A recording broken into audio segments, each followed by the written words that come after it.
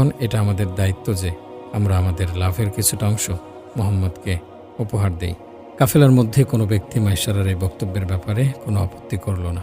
মাইসারা বলল, কিন্তু এই ব্যাপারটি মনে রেখো, এটা যেন সাদাকা না হয়, কারণ আমি এটা বুঝতে পেরেছি এই যুবক অসম্মানজনক কোনো কিছুই গ্রহণ করবে না।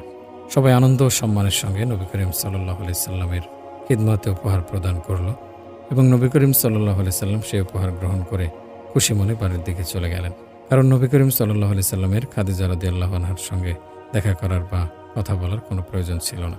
অন্যদিকে খাদিজা রাদিয়াল্লাহু আনহা নবী করিম সাল্লাল্লাহু আলাইহি সাল্লামের অপেক্ষায় ছিলেন।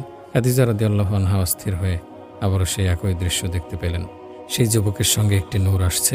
তার হৃদয় নিশ্চিত হয়ে গেল এটাই সেই প্রতীক্ষিত রত্ন, যার জন্য তিনি এতকাল ধরে অপেক্ষা করছিলেন।